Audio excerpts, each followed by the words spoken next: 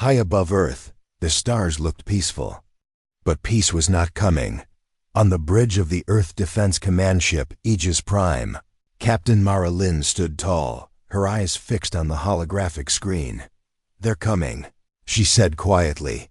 Her second officer, Lieutenant Reza, looked nervous. "All of them?" "Yes," Mara replied. "The first galactic fleet, over 100 ships." Reza swallowed hard. "Why would they send so many? We've done nothing." Mara didn't blink. "We did something worse than fight. We embarrassed them." Outside Earth's orbit, a storm was gathering. The first galactic fleet was the pride of the United Systems. Massive cruisers, stealth bombers, plasma destroyers. The most powerful military force in the known galaxy. And they were heading straight for Earth. The Galactic Council had never taken humans seriously. Even when Earth joined the Council, they were seen as children, no advanced tech, no psychic warriors, no starforges, but humans had something else. Something old. Something physical. Something terrifying. Railguns. While the rest of the galaxy chased lasers and plasma, humans had built giant weapons that used magnets to launch metal slugs at impossible speeds. No glow. No heat, just pure raw force. The other species laughed. They built cannons? A drone admiral once joked in open session. Did they find them in a museum? Now those same species had sent a fleet to teach Earth a lesson. And Earth was ready. In a bunker, deep under Alaska, General Harlan sat beside his launch commander. "Status?" he asked. "All rail platforms locked and armed. Targets within optimal range in 67 seconds. Harlan nodded. "No warnings, no speeches. We shoot first." "Yes, sir." Above Earth, the Aegis Prime locked onto the first alien warship, Valsharak, a carrier the size of a city. Mara gave one order: fire. There was no sound in space. But if there were, it would have been deafening. The railgun slug, a solid rod of tungsten, left the barrel at Mach 30. It struck the Valsharak midsection, passed through it like paper, and exited the other side with such force that the ship cracked apart. No shields activated. No time to respond. Just silence. Direct hit, Rizzo whispered. "The carrier, it's gone." Mara stared at the screen. "Target the next one. Continue firing." Across Earth's orbit, 10 more railgun platforms opened fire. The aliens didn't even have time to adjust course. One by one, their ships were struck, shattered, erased. On the Council's main command ship, Krentharan, Admiral Jikal of the Zentari species roared in confusion. "What is happening?" His sensor officer trembled. We don't know." Their weapons, no heat. No charge buildup, just impact. Jikal slammed his claws into the console. "Activate return fire." "Too late, Admiral," came a quiet voice. Another human slug tore through the Krentharan, cutting it in half. No explosion. Just destruction. From the safety of Earth's orbit, the Aegis Prime watched as the first fleet burned in silence. Reza turned to Mara. "We're winning." "We've already won," Mara said. "They didn't believe, but they will now." 1 hour later, only broken ships floated in orbit. Some tried to escape. None made it. The Earth broadcast a single message to the galaxy: "You laughed at our railguns, you won't laugh again." Far across the stars, the Galactic Council sat in silence. Their best fleet, destroyed in minutes. No survivors. No wreckage worth salvaging. Ambassador Tililek of the Varnek cleared his throat. "We underestimated them." "No," whispered Chancellor Oris. "We mocked them, and now the first fleet is gone." A new admiral spoke, this one young and angry. "We must strike again, with more ships, with better shields. Earth must pay." But the room didn't agree. Too much fear. Too much silence. The silence after the shot, somewhere on Mars. In an underground base, human scientists celebrated. "We proved it works," said Dr. Alina Crow. The orbital coils stayed stable. "Even better," replied her assistant. They didn't see it coming. Earth had not just built railguns. They had created an entire web of magnetic launchers around the planet, invisible to most sensors. A silent defense net. No warnings. No glow. Just forced out old technology, perfected back on Earth. News spread fast. Humanity had done the impossible. They had defeated the galaxy's finest in one strike. People cheered in the streets. Children wore shirts that read, "Got railgun?" But not everyone celebrated in the shadow of the moon, hidden by cloaking fields. A second alien fleet watched. This one smaller. Smarter. Aboard the scout ship Azarian, Commander Trell of the Larnak Union studied the battle logs. They used kinetic weapons. Primitive but deadly. His science officer nodded. Their accuracy is terrifying. Their silence, worse. Trell narrowed his eyes. Begin ghost scans. Find their command nodes. We must learn how they aim. The ship crept forward, but Earth's systems were watching. Inside the main orbital control center, an AI named Argos saw the disturbance. Unknown signature detected. Tracking initiated. The scout ship slowed. Something felt wrong. Trell looked up. Why are we losing signal? Then he saw it, a brief flash of movement. One slug. One shot. The Azarian vanished. Later that night, Captain Mara stood on the deck of Aegis Prime, staring into the dark. "Do you think they'll come again?" Riza asked. "They might," she said. "But now they'll think twice." Riza nodded slowly. "All because of a railgun." "No," Mara said, "because we don't need to show off. We just hit hard." She looked out the window, where Earth's rail platform slowly turned, always scanning the stars.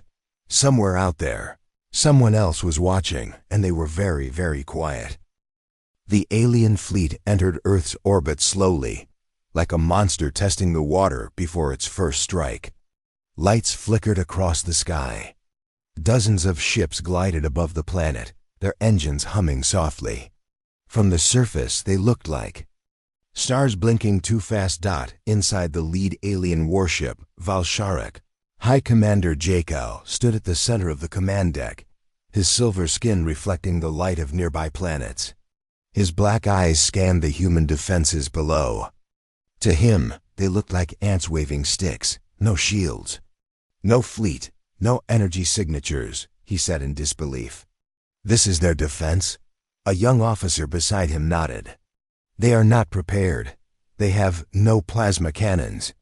Only strange platforms along the surface." Jakal chuckled. "Let the others see. Earth's weakness will be a lesson to all." He tapped a command. His fleet spread into formation, circling Earth, like a noose tightening around a neck. On the surface, in Earth Defense Command's orbital control bunker, General Harlan didn't move. He watched the alien fleet through his data display. His voice was calm. "Hold fire." His officers shifted in their chairs, nervous. "They're almost in range," said one. "Wait," Harlan said again. "Why wait?" asked another. "They're surrounding us." Harlan's eyes stayed fixed on the screen. "Because we want them to believe we're helpless. Just for one more minute." Up in space, the aliens prepared their attack. On board the second ship, Zerul's Claw, Weapons Officer Drell grinned. "Targets locked. Should I begin the bombardment?" Jakal raised one hand. "No, not yet. Let's get closer. I want them to feel fear before they are destroyed." Just then, the quiet voice of an Earth AI echoed in the control room back on the surface. "All targets in range. Tracking locked. Suggesting engagement." Harlan stood up. His voice was sharp. "Execute." From across the planet, Earth's hidden railgun platforms activated. Giant metal coils charged silently. There was no glow. No sound, no signal. Then, the first shot was fired. It traveled faster than any missile, any laser, any plasma beam. A solid tungsten slug, launched at hypersonic speed. flew through space with no warning and no mercy. It struck the Val Sharuk directly in its center hull. In the alien command deck, the ship shook violently. What was that? Jekyll shouted. A sudden hole appeared in the center wall. Then another. 1 second later, the ship cracked in half. Debris spilled out like water. No alarms had time to ring. No shields had time to react. In the silence of space, the mighty alien flagship died in a flash of torn metal and frozen bodies. Back in Earth's control room, Harlan gave no smile. He gave no speech. He simply said, "Fire again." 6 more railguns fired. 6 more slugs. Each one found a ship. In space, panic began to spread. On board the Zeral's Claw, Drell screamed, "They've hit the commander's ship. It's gone." Captain Riva, the new highest officer, stumbled to her seat. "How? We saw nothing. Shields didn't stop it. Sensors didn't detect anything. They're shooting metal rods?" Riva asked, confused. Another slug struck the side of their ship. The room exploded. The lights blinked out. Then darkness. Earth's railguns kept firing. Every 10 seconds, another alien ship was hit. There were no warnings, no beams. Just impact and then silence. The galactic fleet tried to return fire. Plasma cannons charged and shot toward the Earth platforms. But Earth had planned for that. Each railgun battery was buried deep, hidden under mountains, oceans, and reinforced bunkers. Missiles hit empty air. Lasers burned nothing inside the alien ship. Zenthra, a new officer, cried out, "Half the fleet is gone." The captain stared in shock. "We have more tech. More ships. How are we losing?" Then the ship shook. Another rail slug had pierced the hull. He never spoke again. In less than 5 minutes, 37 ships were destroyed. The rest began to retreat. The once proud First Galactic Fleet was in chaos. But Earth didn't stop. On the Aegis Prime, Captain Mara stood like stone. "They're fleeing." Reza looked up. "Should we let them go?" Mara shook her head. "No survivors. No second chances. All remaining targets locked," said the AI. "Finish it." Mara ordered. In one final storm of silent destruction, Earth's railguns tore through the sky. The last alien ship, a small medical cruiser, tried to escape through a hidden jump gate. But before it could activate, one slug punched through its engine. It froze in space. Then, silence. Back on Earth, General Harlan looked around the control room. The officers sat still, staring at the screen. Not one human ship had launched. Not one satellite lost. And yet, they had won. Status? Harlan asked. "Enemy fleet destroyed. Total confirmed kills, 107 ships. Human losses 0. He nodded. "Broadcast the message." Across the galaxy, from star station to station, a signal was sent. A simple, calm voice. "You brought ships, we brought slugs. Now you understand." In the heart of the Galactic Council chamber, ambassadors sat frozen. Their finest fleet gone. Their greatest commander dead. Their pride shattered. Ambassador Talilek whispered, "We called them savages." Another replied, "Savages don't build weapons like that. They warned us. We didn't listen." In a corner of the chamber, a young alien prince shook his head. "No," he said. "They didn't warn us. They tricked us. They wanted us to strike first. And when we did, they destroyed us." Silence filled the room. And from that day, one truth echoed across the stars. Do not test Earth's silence, because the first shot may be the last. The sky above Earth was filled with broken ships and drifting metal. Smoke and fire trailed across space. What had once been the mighty First Galactic Fleet was now nothing but wreckage. Captain Mara stood at the center of the Aegis Prime's command deck, watching it all unfold in silence. Her face was calm, but her hands were tight behind her back. "Status?" she asked. 82 confirmed kills, said Lieutenant Riza. Only 5 ships remain. All are retreating. Scanners show emergency jump attempts. Block them. Riza hesitated. Should we let even one escape? No, Mara said without blinking. Not a single one. The alien cruiser Ziranek turned sharply away from Earth. Its engines glowed bright blue as it raced toward the far edge of the solar system. Inside, Captain Yearn of the Gorthri species was shaking, sweat rolling down his scales. They didn't even launch fighters. He cried out, "What kind of weapon is this?" "They're not weapons," his second-in-command said, staring at the radar. "They're silent ghosts. The slugs don't leave trails. They don't make light. They just appear. And then it's over." The ship shuddered. A rail slug tore through its left side, cutting into the engine core. Yearn screamed as the control room cracked apart. The Ziranek exploded in silence. On Earth, the command center under Alaska was calm. General Harlan leaned forward in his chair. "Do we have full coverage?" he asked. "Yes, sir," replied a young officer. SACGrid is feeding orbital data directly into all launch platforms. Real-time tracking complete. AI correction in place. Enemy reaction time? Too slow. They never stood a chance. One by one, the final ships of the First Fleet were destroyed. They didn't fight back. They couldn't. Their weapons were too slow. Their shields were too weak. Their commanders never expected a war like this. The galaxy had grown comfortable with slow wars, with long speeches and power displays. But Earth had chosen something else. Speed, silence, brutality. In just 7 minutes, the First Fleet was gone. No survivors. No distress calls. No black boxes. Only data. On a small relay station floating near Jupiter, a hidden recorder satellite watched the battle. Its core shivered as it realized what it was witnessing. The recorder, built by a neutral species known as the Icarans, automatically sent a transmission back to the Central Archive. Event: total fleet destruction. Human weapons unidentified. Recommend Council review. By the time the data reached the Council core, the entire chamber was already in panic. Chancellor Oris stood at the center, his wide eyes full of disbelief. Our entire force crushed? Ambassador Tully-Lek nodded. Slowly.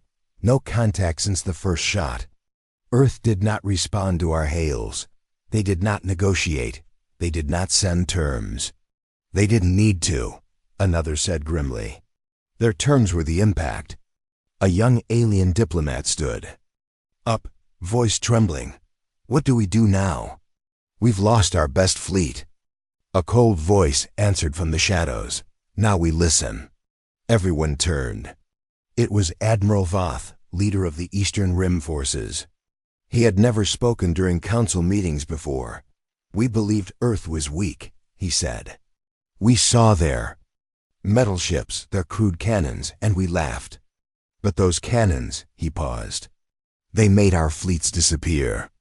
"Surely this is just a lucky strike," Oris tried to argue. "A trick, perhaps." Voth shook his head.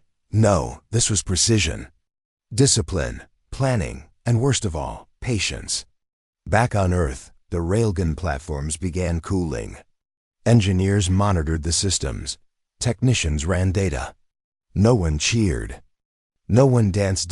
They all knew what would happen next. Retaliation. In a small room deep underground, Dr. Elena Crow stared at a holographic map showing the battlefield. Her assistant walked in. "They're all gone?" "Yes," she said. The assistant frowned. "Do you feel guilty?" Elena shook her head. "Not guilty, prepared. The council pushed for this. They invaded our orbit. We just pulled the trigger." Outside, across the world, people began to learn the news. The First Fleet is destroyed? Earth won? No one made it out. Videos of the railguns firing, caught by civilian satellites, leaked onto the nets. The people of Earth watched in awe. No lasers, no drama. Just clean, perfect kills. The words "one shot." One kill. became a global slogan. But while Earth celebrated, far across the galaxy, anger began to rise. Inside a dark war room on the volcanic world of Kenner, members of the surviving military factions were arguing. They used old tech. One shouted, "They don't even have shields." "They don't need them," another replied. "They strike before shields matter." A third banged his fist on the table. "Then we strike harder. We build bigger fleets." But one general shook his head. "No, we rethink everything." The room went quiet. He continued, "The humans built one weapon that ignored everything we value. No energy, no warning, just force. Our entire navy is built to fight lasers. But lasers don't matter to a rail slug." "What are you saying?" Someone asked. "I'm saying, we don't understand humans." Not really, and that's the problem. In Earth's main satellite control tower, Captain Mara received a new data report. Reza brought it to her. "Look at this," he said, tapping the display. "We intercepted a signal from the Council. Encrypted, but partial translation possible." Mara read it. Her eyes narrowed. "They're calling us a silent storm." Reza raised an eyebrow. "You like that name?" She smiled just a little. "I don't mind it." Then she looked back into space. "Let them talk. We're not finished yet."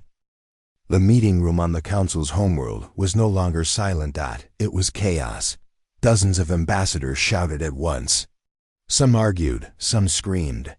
Others sat frozen, unable to believe the news. A hologram floated above the center table. It showed the wreckage of the first galactic fleet drifting around Earth. Hundreds of ships broken and burning. Red symbols blinked above each one. Status: destroyed, no survivors. Ambassador Krall of the Vexen race said loudly. "None," answered the Council Defense AI. "No escape pods. No distress beacons." Fleet was eliminated in under 8 minutes. Ambassador Tililek slammed the table. "That's impossible." A scientist from the research division stepped forward. Her voice was calm but cold. "We have analyzed all signals, railguns, pure kinetic weapons, no energy trails, no warning. You're telling me we lost our entire fleet to magnets?" Someone shouted from the back. "They're not just magnets," the scientist replied. "They are precise, silent, and strike faster than our sensors can detect." A long pause filled the chamber. Then Chancellor Orus stood up. "We underestimated them, that's clear." Whispers filled the room. "What do we do now? More ships? Peace talks?" One voice broke through the noise. "They should not have survived," Admiral Voth said. "They should not have beaten us." "But they did." Tililek whispered. Voth turned to the Chancellor. "We need to understand how. I request immediate permission to send an intelligence unit to Earth. Stealth class. Silent approach. No contact." Orus nodded slowly. "Approved." Back on Earth, the atmosphere was strangely quiet. Cities were calm. News was everywhere, but people didn't panic. They didn't run. They just watched. In cafes, on streets, in homes, humans looked at screens showing the battle footage. The railguns had worked perfectly. The first fleet hadn't stood a chance, but no one really celebrated. Not yet. Inside a military base in the Nevada desert, General Harlan stood by a large screen. "Do we know what comes next?" he asked. His advisor replied, "Our satellites picked up a transmission. We believe the Council is sending something, small, probably recon." Harlan nodded. "Let it come, sir. They need to see what we are. Let them look. They won't like what they find." Far beyond Earth's orbit, a black ship approached. It had no lights, no weapons, no signal. Inside, the pilot was silent. Her name was Kale, a spy for the Centauri Empire. She had watched many worlds before, studied many enemies. None had surprised her. Until now. Her ship crept close to Earth, hidden behind the curve of the moon. Slowly she opened her long-range scanners. Strange, she whispered. What? Do you see? Asked her AI companion. No orbital lasers, no fusion towers. Just platforms, long silent metal guns. She zoomed in. The railguns were motionless now.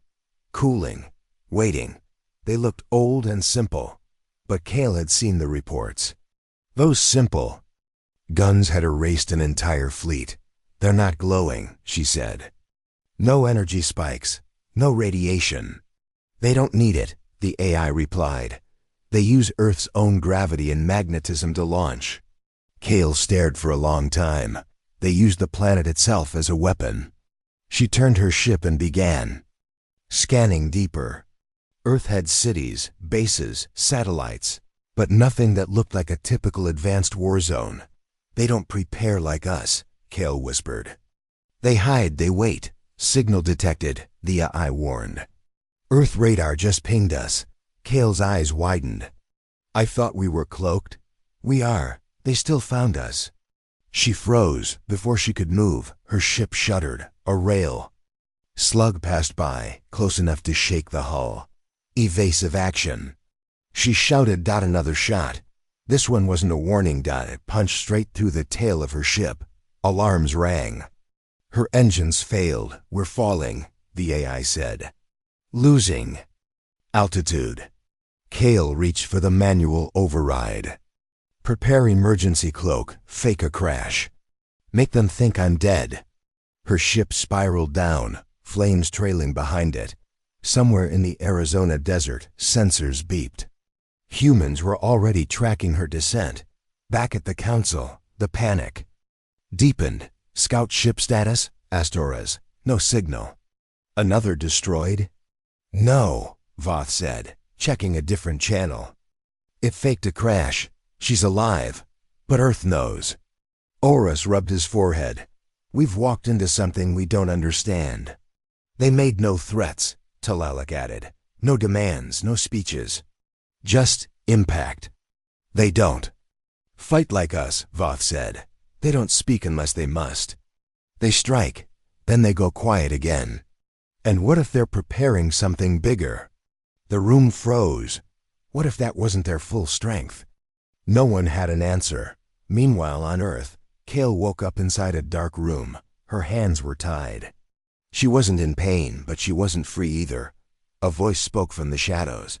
Welcome to Earth. She turned her head. A woman stepped forward. Human. Calm. Sharp eyes. Who are you? Cale asked. I'm the one asking questions, the woman said. You were spying. I was watching, Cale replied, because you destroyed our fleet. The human woman nodded. Yes, and if we hadn't, your fleet would have destroyed us. Cale didn't respond. We gave no threat, the woman continued. You sent warships, we sent silence, you sent arrogance. We answered with physics. Cale said nothing. Woman leaned closer. Why are you really here? Cale hesitated. Then she whispered, to see if you are monsters. The woman raised an eyebrow, and Cale met her eyes. You are not monsters. You are something worse. What's that? Efficient. Outside, far above, Earth's railguns turned slowly in space. They weren't firing anymore, but they were watching waiting, and across the galaxy, the panic was just beginning. Cale sat in a metal chair, hands bound, eyes fixed on the woman across from her. The room was cold and quiet. There were no guards, no weapons pointed at her. Just one human. You're not torturing me, Cale said slowly. No, the woman replied. We don't need to. Why not? Because you already know you lost. Cale narrowed her eyes. You could have shown mercy. We could have, the woman answered calmly. But mercy wasn't offered to us either. Silence filled the room again. Outside the facility, deep inside a mountain near Colorado, Earth's railgun command systems were still running. Not firing, just watching. The railguns hadn't moved since the battle. No new slugs had been launched. But every satellite, every sensor, every thermal scan showed one thing clearly. The guns were a live dot in the Council's intelligence center far across the galaxy. Admiral Voth studied the intercepted data. The spy ship's scan logs had been recovered. Before the crash, his assistant stood beside him, sweating. "They're old," one of them said, pointing to the satellite photos. "Steel, alloy plating, no energy cannons. Not even AI-controlled drones." Voth didn't blink. "That's the lie." "Sir," he leaned closer, "they look old. They look basic. That's the trick. That's how humans work. They hide power inside simplicity." He pressed a button. New images appeared, internal scans, underground chambers, rail coils layered in perfect lines, magnetic tubes buried deep under stone. One technician stepped back, shocked. "Each railgun is connected to geothermal energy. The planet itself powers them," another whispered. "Sir, they're not just defense weapons. These are launchers. Planet-sized slingshots." Voth nodded slowly. "They don't need fancy systems. They've built machines that use the Earth itself. No charging delay, no glow, just pure impact." One young officer stuttered, "But why build this way?" Voth stared at the screen. "Because no one else in the galaxy would." Back on Earth, Kale was moved to a large underground tunnel. Her escort led her quietly through dark steel corridors, deep below the facility. There were no guards shouting. No weapons shone, just silence. Finally, they entered a chamber. Kale stopped walking. Before her stood one of the railgun cores, taller than a building. A giant ring of black metal, no lights, no decoration. Just a sleek, deadly design. The human. Woman walked ahead and placed a hand on the side of the railgun. "This is one of our oldest weapons," she said. "Built 30 years ago, still running at 100% efficiency." Kale stepped forward slowly. "No shield, no need," the woman said. "It's buried 2 kilometers under bedrock. No orbital strike can reach it." Kale looked up at the huge machine. "How does it fire without overheating?" The woman turned. "Cooling systems run through Arctic seawater, pumped in from the north. The slugs are preloaded. No energy buildup needed. Once the signal is sent, bang." Kale was quiet for a moment.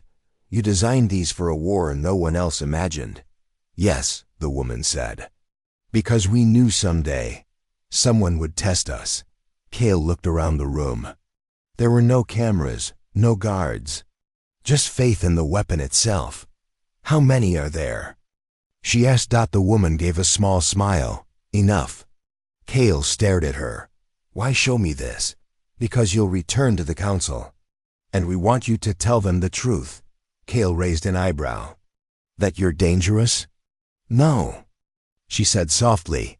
"That we warned them." As Kale was taken back to her holding room, Earth systems remained calm. But somewhere deep in the planet's core, new platforms were being activated. Hidden ones. Ones never shown before. Above Earth, a small ship hovered. It had no weapons, no crew. Just a message. The Council's own diplomatic probe dotted, blinked a blue light and sent a signal. "Peace offer pending. Request for communication." Inside, the Earth Defense Command, General Harlan read the message silently. He looked at his advisor. "They're afraid. Should we respond?" He thought for a moment. "No, not yet." In the Council's war chamber, Kale appeared on a secure screen. Her face was calm. Her voice clear. "You sent a fleet and lost it. You sent me to spy, and I failed. But I saw what they are." Horus leaned in. "And what are they?" Kale's eyes darkened. "They are not just human. They are focused, patient, relentless. They fight without emotion, without glory. They don't chase style. They chase results." The room was still. "They built weapons we forgot were possible. They use no magic, no star plasma. Just math, timing, mass, velocity." Talalik whispered, "But what if they decide to strike first next time?" Kale looked straight into the camera. Then nothing will stop them. As the council fell into argument, Earth's orbital net picked up two strange signals approaching. From deep space. Not ships, not probes. Rods. Metal rods. Launched from asteroid bases aimed toward Earth, the retaliation had begun. Inside Earth's Railgun Control Core, Argos, the Defense SI, activated. Foreign projectiles detected. Counterstrike authorized. 10 Earth railguns adjusted silently. They aimed not at the rods, but at the asteroid they came from. Target locked. The II said. In the space near Saturn, the alien base spun slowly. Then in under 4 seconds, Earth's railguns fired. No warning. No sound. The asteroid cracked into 2 pieces. Fire erupted. Then silence. Back at Earth's base, a final message was prepared. A short burst signal. To all listening systems across the galaxy. You still don't understand what we are, but soon you will. The council chamber was silent. The air felt heavy, like it carried the weight of 1,000 unanswered questions. A massive screen showed a still image, the shattered remains of an asteroid base, broken apart with brutal precision. Kale stood in the center of the room, arms behind her back, eyes calm. She had seen the railguns. She had seen Earth's quiet power. And now everyone else had too. They didn't miss, said Admiral Voth, voice low. No, Kale replied. They never do. The lights in the chamber dimmed as a fresh signal arrived. It was coming from Earth, unencrypted, open. A message not just to the council, but to the entire galaxy. Play it, ordered till single quotes leapt out. The screen flickered. Static buzzed. Then a human appeared. It was General Harlan. He stood alone in front of a black background, no banners, no flags, just a face and a voice. This is not a threat, he began. It's a truth. He paused. You thought humanity was weak, that our weapons were outdated, that our silence meant fear. You were wrong. Harlan's voice never rose. It stayed calm, steady. You sent fleets. You lost them. You sent spies. They came back changed. He leaned forward slightly. We didn't build railguns to conquer. We built them to survive. We do not desire war, but we will not lose one either. The message continued as scenes played behind him. Slow shots of Earth's surface. Peaceful cities, families walking, children laughing. Then, launch footage. Railguns firing at targets far in space.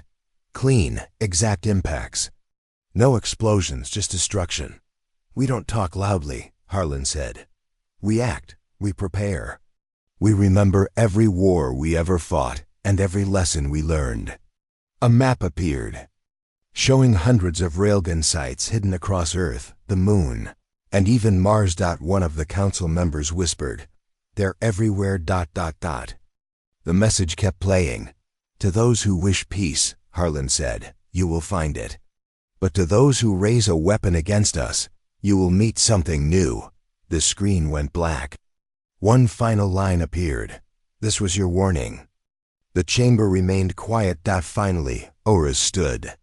His voice shook slightly. We have to respond. How? Voth said. With words? With another fleet? Kale turned toward them. If you speak, choose your tone carefully. You may not get a second chance. Meanwhile, far from the council, aboard a small Earth diplomatic vessel, Lieutenant Rena Hart prepared another message. But this one wasn't for the galaxy. It was personal. Record, she said. The AI blinked green. Recording. Rena took a breath. To anyone listening out there, this is Earth, not the version you think you know. We are not just fighters. We are builders. We are survivors. We don't brag, but we remember. Every time someone called US Week, we listened, and we prepared. She looked out the window, past Saturn's rings. You don't understand what railguns really are. They're not just weapons. They're proof that humans never stopped believing in logic, in force, in physics. She tapped the console. We aimed slugs at your fleet and turned your pride into wreckage. Not because we hate you, but because you didn't listen. She paused, then whispered, "Now you will." The message was sent across unclaimed space. It would echo for weeks, bouncing between systems. Back on Earth, General Harlan met with top scientists and commanders. In a long underground room, old-style blueprints lay on a massive steel table. The next phase had begun. "We proved we could stop a fleet," Harlan said. "Now we show we can stop a war before it begins." Dr. Lin, a physicist who had helped design the original coil systems, nodded. "The orbital rings are almost complete. Soon we'll have 10 firing lanes per hemisphere." 10? Someone asked. Dr. Lin smiled. "Yes, 10. Outside the bunker, Earth's sky looked calm. But hidden in orbit, satellites glowed with quiet red light. New slugs were loaded. New targets tracked. Not just defense. Not anymore. They were building something bigger. Something final. Meanwhile, Kale was quietly moved back to her ship. Her mission had changed. She was no longer a spy. She was a messenger. Before takeoff, one of the human officers gave her a small data drive. "What's this?" she asked. "Blueprints," the officer said. "For your scientists. Proof we could have done worse." Kale stared at the drive. "You're showing mercy." "No," the officer replied. "We're giving you a chance." As Kale's ship left Earth's atmosphere, her thoughts were filled with everything she had seen.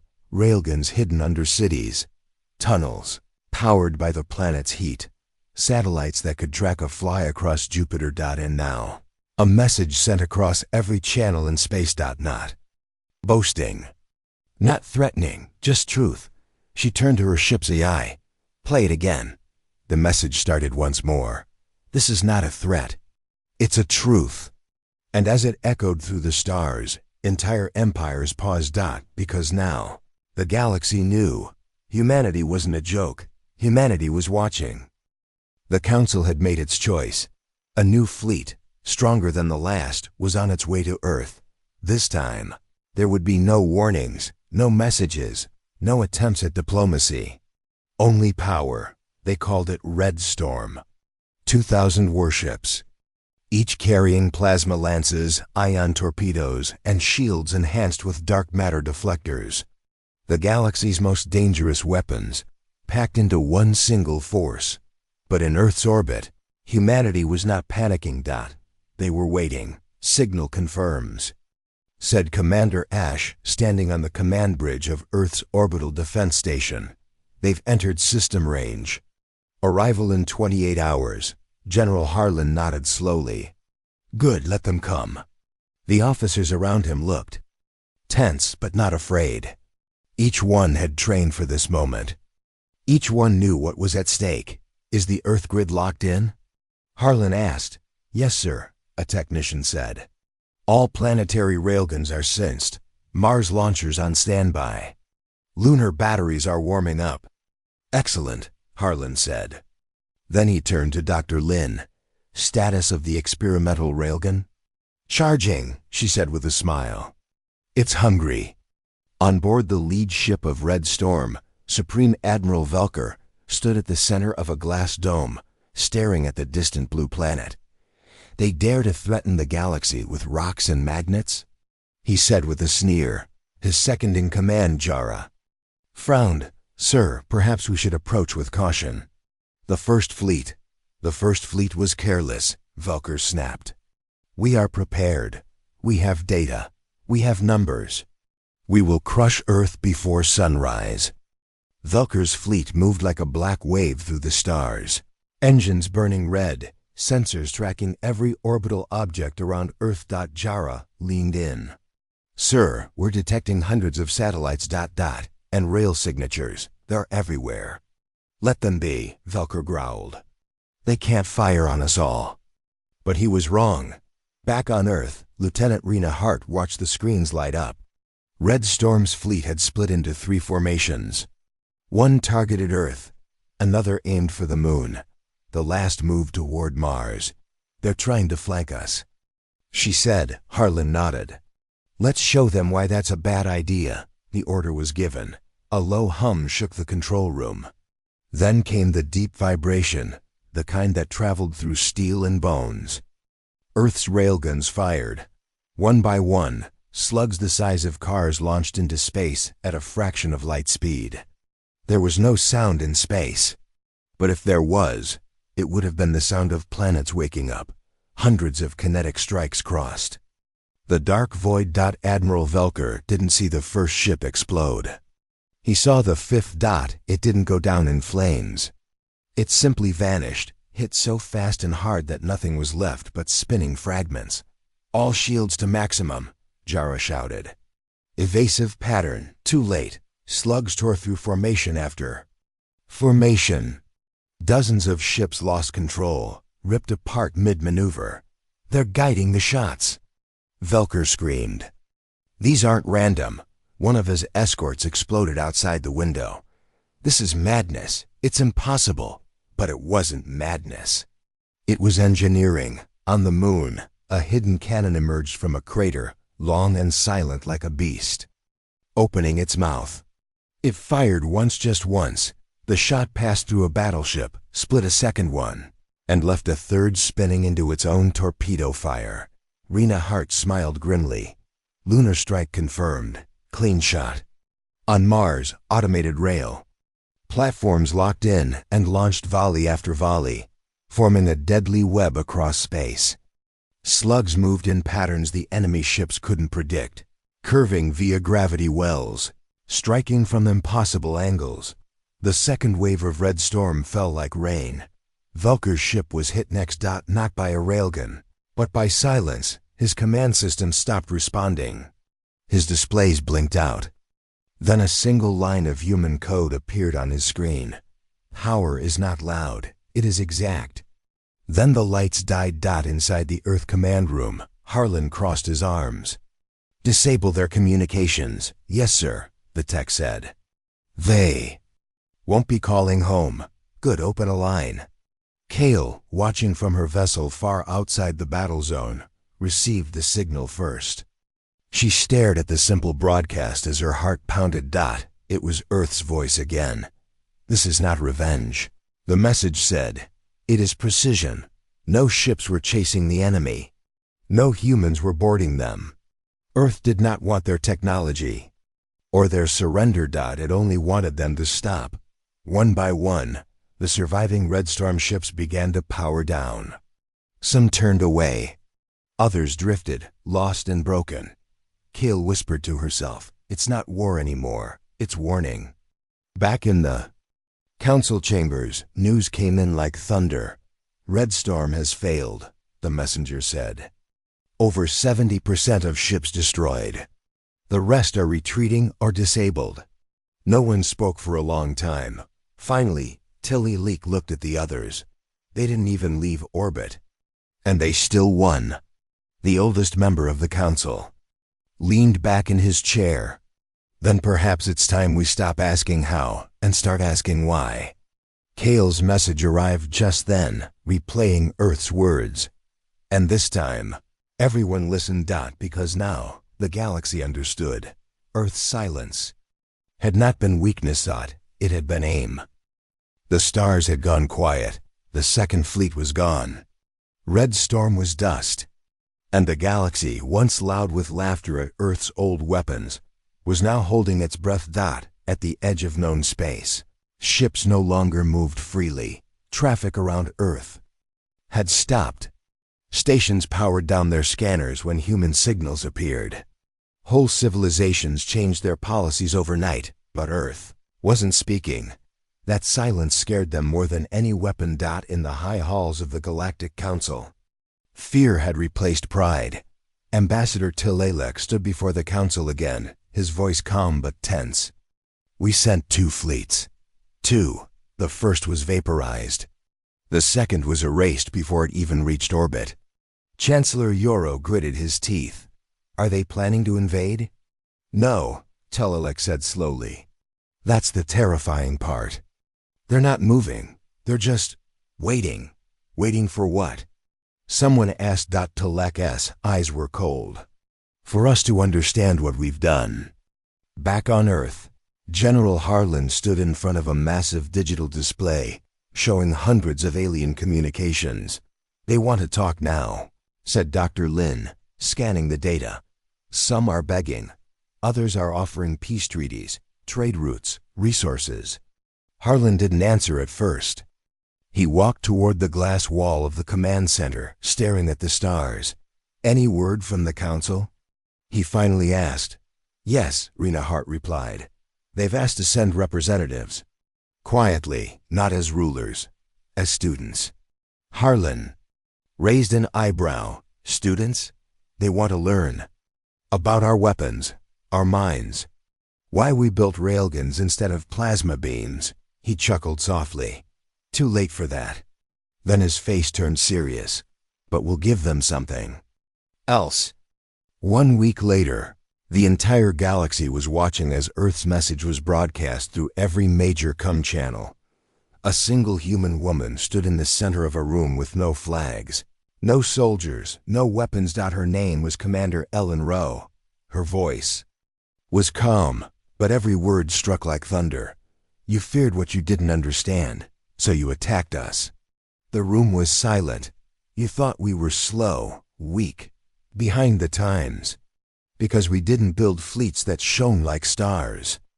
She stepped closer to the camera, but we never needed to. She raised one hand, showing a single metallic object. A railgun slug. We chose precision over pride. We chose silence over show.